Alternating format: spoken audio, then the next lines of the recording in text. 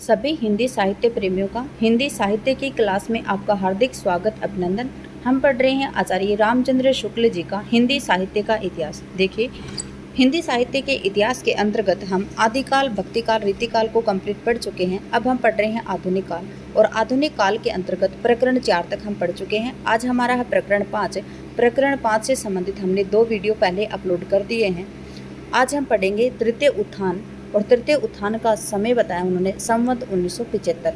और प्रकरण 5 के अंतर्गत हम पढ़ेंगे गद्य साहित्य की वर्तमान गति। ठीक है, इसके अंतर्गत हम पढ़ चुके हैं कहाँ तक? उपन्यास तक।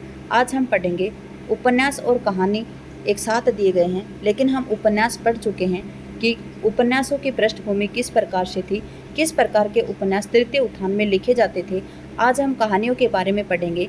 देखिए, ये सामान्य परिचय, अगर आप किसी एग्जाम की तैयारी भी नहीं करते हैं और आप हिंदी प्रेमी हैं, तो आपको पता होना चाहिए कि हमारी जो हिंदी है उसकी किस प्रकार से हिंदी में किस प्रकार से रचनाएं हुई हैं, किस उत्थान के अंतर्गत कौन कौन सी रचनाएं हुई हैं, किस प्रकार की रचनाएं की जाती थी, पृष्ठभूमि किस प्रकार से ली गई है, उनको आप सामान्य परिचय के लिए भी पढ़ सकते हैं, सामान्य ज्ञान के लिए भी। आज पढ़ेंगे हम छोटी कहानियाँ। ये हम पढ़ रहे हैं प्रकरण 5 के अंतर्गत, जो तृतीय उत्थान दिया है उसके अंतर्गत छोटी कहानियों की क्या भूमिका रही है, क्या उनकी पृष्ठभूमि रही है। जैसा ऊपर कहा जा चुका है कि छोटी कहानियों का विकास तो हमारे यहाँ और भी विशद और विस्तृत रूप से हुआ है, और उसमें वर्तमान कवियों का भी पूरा योग रहा है। उनके इतने रूप रंग हमारे सामने आए हैं कि सब के सब अब पाश्चात्य लक्षणों और आदर्शों के भीतर नहीं समा सकते हैं। न तो सब में विस्तार के किसी नियम का पालन मिलेगा, न चरित्र विकास का अनवकाश। एक संवेदना या मनोभाव का सिद्धांत भी कहीं कहीं ठीक न घटेगा। उनके स्थान पर हमें मार्मिक परिस्थिति की एकता मिलेगी, जिसके भीतर कई ऐसी संवेदनाओं का योग रहेगा जो सारी परिस्थितियों को बहुत ही मार्मिक रूप देगा। श्री चंडी प्रसाद हृदय की उन्मादिनी का जिस परिस्थिति में पर्यवसान होता है, उसमें पूर्ण का सत्वाद्रेक, सौदामिनी का अपत्य स्नेह और कालीशंकर की स्तब्धता तीनों का योग है। जो कहानियाँ कोई मार्मिक परिस्थितियाँ लक्ष्य में रखकर चलेंगी, उसमें बाह्य प्रकृति के भिन्न भिन्न रूप रंगों के सहित और परिस्थितियों का विशद चित्रण भी बराबर मिलेगा। समझाने वाला तो वैसे इसमें है नहीं कुछ, लेकिन याद रखेंगे कि यहाँ पे क्या है, चंडी प्रसाद जो हृदय है उनकी उन्मादिनी कहानी है एक, जिसमें क्या है कि जिस परिस्थिति का पर्यवसान होता है उसमें पूर्ण का जो सत्वाद्रेक है, सौदामिनी का जो अपत्य स्नेह है और कालीशंकर की जो स्तब्धता है, उन तीनों का योग है। अगर आपसे पूछा जाए कि चंडी प्रसाद हृदय की जो उन्मादिनी कहानी है उसमें किसका योग है, किस किस का योग है, अगर आपको 4 ऑप्शन दे दिए जाएं, पूर्ण का सत्वाद्रेक, सौदामिनी का अपत्य स्नेह और कालीशंकर की स्तब्धता, और चौथा ऑप्शन कोई और दे दिया जाए और पूछा जाए कि किसका समावेश इसमें नहीं है, तो आप चौथे ऑप्शन को लगाएंगे। अगर पूछे किस किसका समावेशन है और आपसे पूछे 1 2 3, तो बिल्कुल आप 1 2 3 सही लगाएंगे। देखिए, क्वेश्चनों को समझने और अपने हृदयंगम करने की बहुत ही खास ज़रूरत है। ठीक है, जो कहानियाँ कोई मार्मिक परिस्थितियाँ लक्ष्य में रखकर चलेंगी, उसमें बाह्य प्रकृति के भिन्न। देखिए, जो कहानियाँ, कौन सी कहानियाँ जो मार्मिक परिस्थिति को लक्ष्य में रखकर चलेंगी, उसमें क्या होगा, बाह्य प्रकृति के जो भिन्न भिन्न रूप रंग हैं उनके सहित और परिस्थितियों का विशद चित्रण भी बराबर मिलेगा। ठीक है, घटनाएं और कथोपकथन बहुत अल्प रहेंगे उसमें, घटनाएं और जो कथोपकथन है, क्योंकि मार्मिक परिस्थिति को लक्ष्य में रखकर लिखी जा रही हैं, तो उसमें क्या होगा, घटनाएं और जो कथोपकथन है वो बहुत अल्प रहेंगे, मतलब बहुत थोड़े रहेंगे। चंडी प्रसाद हृदय जी की कहानियाँ प्राय इसी ढंग की आती हैं। कौन से ढंग की आती हैं, यहाँ पे बता चुके हैं हम किस ढंग की, मार्मिक परिस्थितियों को लक्ष्य में रखकर लिखी गई हैं इनकी कहानियाँ। उन्मादिनी में घटना गतिशील नहीं है, जो उन्मादिनी की घटना है वो गतिशील नहीं है। शांति निकेतन में घटना और कथोपकथन दोनों कुछ नहीं है, और जो इनका जो शांति निकेतन है उसमें क्या, घटना भी नहीं है और कथोपकथन दोनों का कुछ भी नहीं है। यह भी कहानी का एक ढंग है, यह हमें मानना पड़ेगा। पाश्चात्य आदर्श का अनुसरण इसमें नहीं है और न सही है। ठीक है।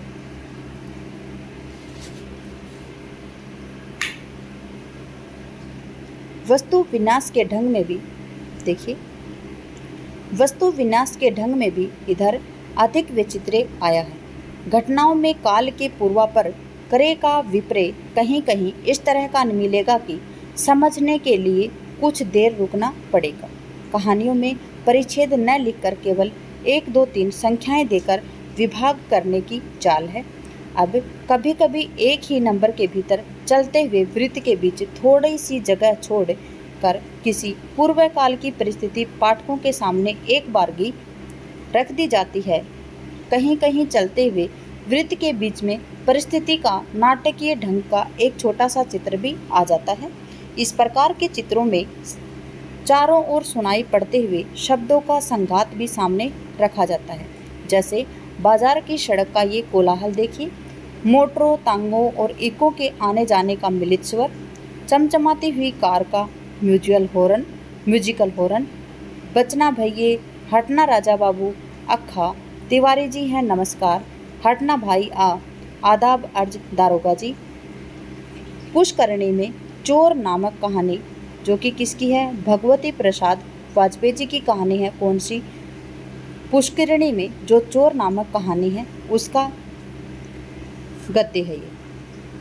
हिंदी में जो कहानियाँ लिखी गई हैं स्थूल दृष्टि से देखने पर वे इन प्रणालियों पर चली पड़ती हैं। देखिए, जो हिंदी में जो कहानियाँ हैं अगर उनको हम स्थूल दृष्टि से देखें तो इन प्रणालियों पर चली गई हैं। कौन सी प्रणालियाँ हैं? कौन सी प्रणालियों की कहानियाँ हैं? देखिए, हम पढ़ते हैं पहले नंबर 1 पे क्या दिया है? सारे ढंग से केवल कुछ अत्यंत व्यंजक घटनाएं और थोड़ी बातचीत सामने लाकर क्षिप्र गति से किसी एक गंभीर संवेदना या मनोभाव में पर्यवसित होने वाली, जिसका बहुत ही अच्छा नमूना है स्वर्गीय गुलेरी जी की प्रसिद्ध कहानी उसने कहा था। देखिए, याद रखेंगे स्वर्गीय जो गुलेरी जी हैं, चंद्रधर शर्मा गुलेरी जी नाम है इनका पूरा, जो इन्होंने लिखा था उसने कहा था। ये सन 1915 की कहानी है इनकी। बहुत ही अच्छी कहानी है ये। फ्लैशबैक शैली में लिखी गई कहानी है और याद रखेंगे ये आपके यूजीसी नेट जेआरएफ में भी लगी हुई है। उसने कहा था, बहुत ही अच्छी कहानी है ये। ठीक है। भगवती वाजपेयी की निंदियाँ लागी और पेंसिल स्केच नाम की कहानियाँ भी इसी ढंग की हैं। ठीक है। किस ढंग की हैं? गंभीर संवेदना और मनोभाव में पर्यवेसित होने वाली कहानियाँ हैं। ऐसी कहानियों में परिस्थितियों की मार्मिकता अपने वर्णन या व्याख्यान द्वारा हृदयंगम कराने का प्रयत्न लेखक नहीं करता, उसका अनुभव वह पाठक पर छोड़ देता है। ठीक है। अगला है, परिस्थितियों के विशद और मार्मिक, कभी कभी रमणीय और अलंकृत वर्णनों और व्याख्यानों के साथ मंद मधुर गति से चलकर किसी एक मार्मिक परिस्थितियों में प्रवेशित होने वाली। उदाहरण स्वर्गीय चंडी प्रसाद हृदय की उन्मादिनी कहानी और शांति निकेतन, जो हम पीछे पढ़ चुके हैं। ऐसी कहानियों में परिस्थितियों के अंतर्गत प्रकृति चित्रण भी प्राय रहता है। देखिए, क्या बताया है कि जो परिस्थितियां हैं उनका विशद और मार्मिक, कभी कभी रमणीय और अलंकृत वर्णनों और व्याख्यानों के साथ मंद मधुर गति के से चलकर किसी एक मार्मिक परिस्थिति में प्रवेशित होने वाली कहानी। क्या है कि परिस्थितियों का उसमें विशद विश्लेषण हो, मार्मिक भी हो और कभी कभी रमणीय और अलंकृत भी हो, वर्णनों और व्याख्यानों के साथ मंद मधुर गति में चलकर किसी एक मार्मिक परिस्थिति का वर्णन किया गया हो। और उसमें क्या है, स्वर्गीय जो चंडी प्रसाद जी हैं, उन चंडी प्रसाद हृदय जी की हैं उन्मादिनी और शांति निकेतन। और ये कहानी किस प्रकार की हैं कि इस कहानियों में परिस्थिति के अंतर्गत प्रकृति का चित्रण भी प्राय आया है। अगला है, उक्त दोनों के बीच की पद्धति ग्रहण करके चलने वाली, जिसमें घटनाओं की व्यंजकता और पाठकों की अनुभूति पर पूरा भरोसा न करके लेखक भी कुछ मार्मिक व्याख्या करता चलता है। उदाहरण है प्रेमचंद जी की कहानियाँ। ठीक है।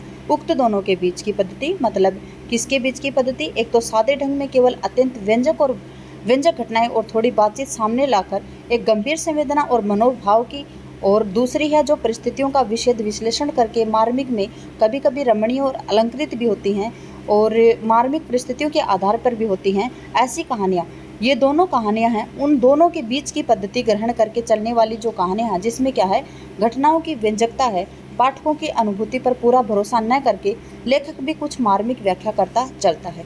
उदाहरण है प्रेमचंद जी की कहानियाँ, पंडित विश्वम्बर नाथ शर्मा कौशिक, पंडित ज्वालादत्त शर्मा, श्री जैनेन्द्र कुमार, पंडित विनोद शंकर व्यास, श्री सुदर्शन, पंडित जनार्दन प्रसाद झा, द्विज इत्यादि अधिकांश लेखकों की कहानियाँ अधिकतर इसी पद्धति के अंतर्गत आती हैं। ठीक है। घटना और संवाद दोनों में गूढ़ व्यंजना और रमणीय कल्पना के सुंदर समन्वय के साथ चलने वाली कहानियां हैं प्रसाद जी की और राय कृष्णदास जी की कहानियां। देखिए, जयशंकर प्रसाद जी की जो कहानियां हैं और जो राय कृष्णदास जी की कहानियां, वो किसके अनुसार हैं? घटना और संवाद दोनों के ढंग व्यंजना और रमणीय कल्पना की सुंदर समन्वय के साथ चलने वाली कहानियां हैं किसकी? प्रसाद जी और राय कृष्णदास जी की। अगला है, किसी तथ्य का प्रतीक खड़ा करने वाली लाक्षणिक कहानी किसने लिखी है? पांडे बेचन शर्मा उग्र जी ने। और क्या नाम है उसकी कहानी? उनकी कहानी का भुनगा, उसकी के लिए किसी तथ्य का प्रतीक खड़ा करके किसी तथ्य को प्रतीक बनाया और उसके ऊपर जो लाक्षणिक कहानी लिखी, वो किसने लिखी है? तो पांडे बेचन शर्मा उग्र जी ने लिखी है और उनकी कहानी का नाम है भुनगा। वस्तु और समष्टि के स्वरूप की दृष्टि से भी बहुत से वर्ग किए जा सकते हैं, जिसमें मुख्य रूप इस प्रकार से हैं। सामान्यतः जीवन के किसी स्वरूप की मार्मिकता सामने लाने वाली अधिकतर कहानियाँ इस वर्ग के अंतर्गत आती हैं। क्या है? कि जो सामान्यतः जीवन में किसी स्वरूप की जो मार्मिकता सामने लाने वाली जो अधिकतर कहानियाँ हैं, वो इस वर्ग के अंतर्गत आती हैं। भिन्न भिन्न वर्गों के संस्कार का स्वरूप सामने रखने वाली उदाहरण प्रेमचंद जी की शतरंज के खिलाड़ी और श्री ऋषभ चरण जैन की दान नाम की कहानी। क्या है? कि जो भिन्न भिन्न वर्ग हैं, उनके संस्कार का स्वरूप सामने रखने वाली कहानियाँ कौन सी हैं? देखिए, भिन्न भिन्न वर्गों के संस्कार को सामने रखने वाली कहानियाँ किसकी हैं? प्रेमचंद जी की है शतरंज के खिलाड़ी और श्री ऋषभ चरण जैन जी की है दान। ठीक है। अगला है, किसी मधुर या मार्मिक प्रसंग कल्पना के सहारे किसी ऐतिहासिक काल का खंड चित्र दिखाने वाली। देखिए, किसी मधुर और मार्मिक प्रसंग कल्पना के सहारे किसी ऐतिहासिक काल का खंड चित्र दिखाने वाली कहानी है, कौन सी है? राय कृष्णदास की गहुला और जयशंकर प्रसाद की आकाशदीप। ठीक है। क्या है? किसी मधुर और जो मार्मिक प्रसंग कल्पना है, उसके सहारे किसी ऐतिहासिक काल के खंड चित्र को दिखाने वाली कहानी है, कौन सी है? राय कृष्णदास जी की है गहुल और जयशंकर प्रसाद जी की है आकाशदीप। देखिए, ये जो आकाशदीप है, ये भी आपके यूजीसी नेट जेआरएफ में लगी हुई है और आकाशदीप का रचनाकार है सन 1928। ठीक है। देश की सामाजिक और आर्थिक व्यवस्था से पीड़ित जन समुदाय की दुर्दशा सामने लाने वाली, जैसे श्री भगवती प्रसाद वाजपेयी की निंदिया लागी, हृदय गति तथा श्री जैनेन्द्र की अपना अपना भाग्य नाम की कहानी। ठीक है। क्या है? देश की सामाजिक और आर्थिक व्यवस्था से पीड़ित जन समुदाय की दुर्दशा सामने लाने वाली कहानी कौन सी है? तो वो है भगवती प्रसाद वाजपेयी जी की हैं निंदिया लागी और हृदय गति तथा जैनेन्द्र कुमार की अपना अपना भाग्य। याद रखेंगे, जैनेन्द्र कुमार की जो अपना अपना भाग्य है, वो भी आपके यूजीसी नेट जेआरएफ में लगी हुई है। 21 कहानियाँ लगी हुई हैं यूजीसी नेट जेआरएफ में, 14 नाटक हैं और 13 उपन्यास हैं और निबंध है लगभग 12 या 13, काफ़ी लगे हुए हैं और उनसे संबंधित क्वेश्चन भी बहुत सारे आते हैं। मैंने पढ़े हैं वो सभी नाटक, निबंध भी पढ़े हैं, उपन्यास भी पढ़े हैं, सभी पढ़े हैं मैंने वो।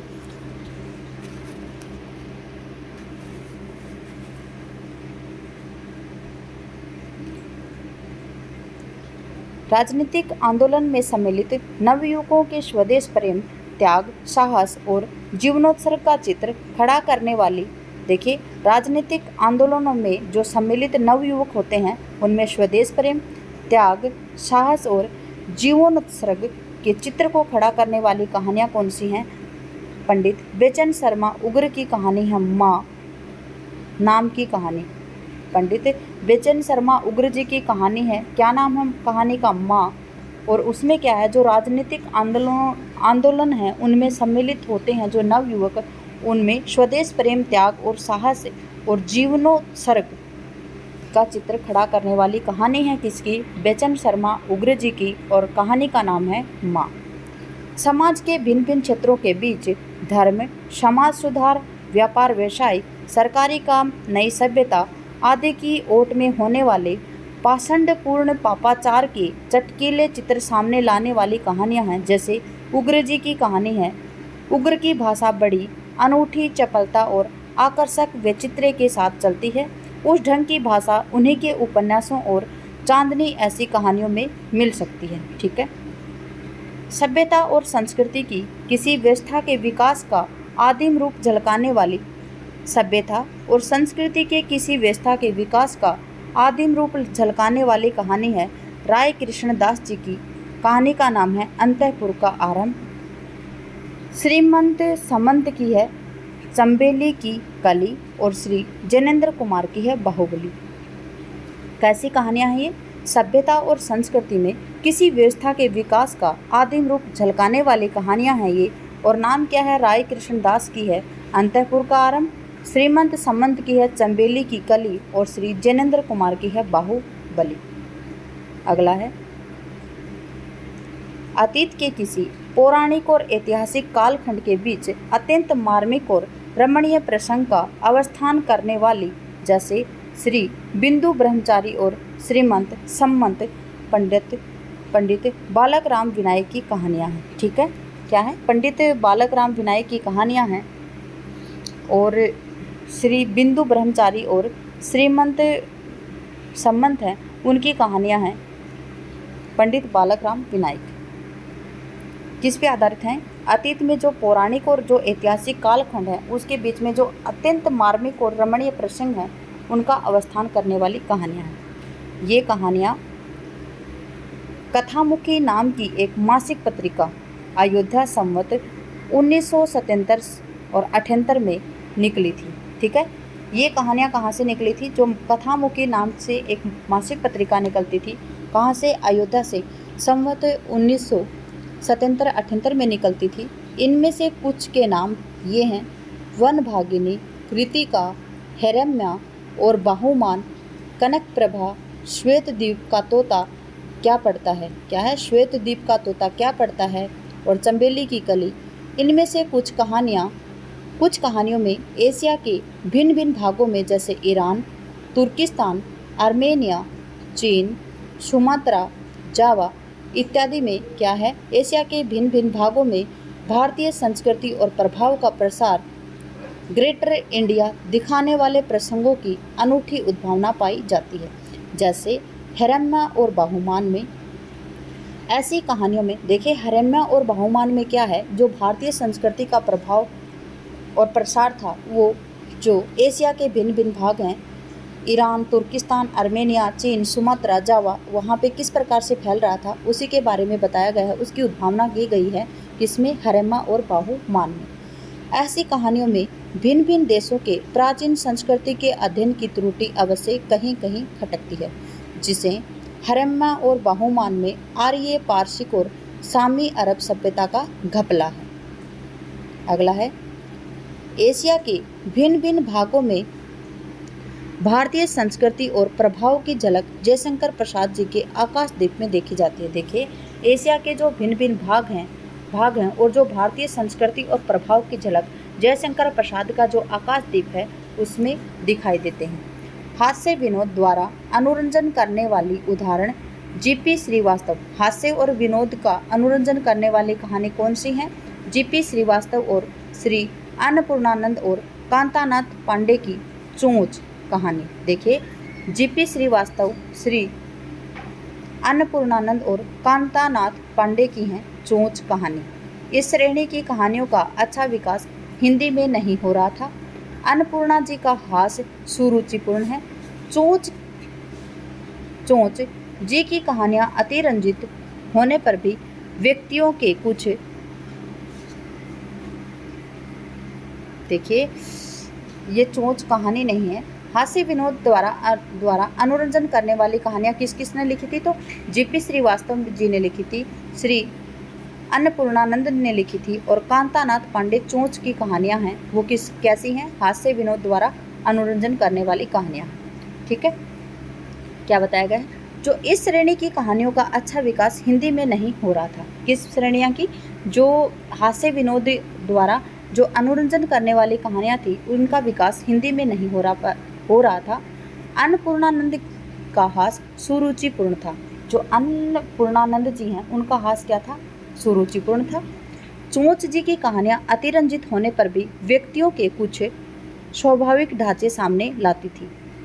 अगला है, जीपी श्रीवास्तव की कहानियों में शिष्ट और परिष्कृत हास्य की मात्रा कम पाई जाती है।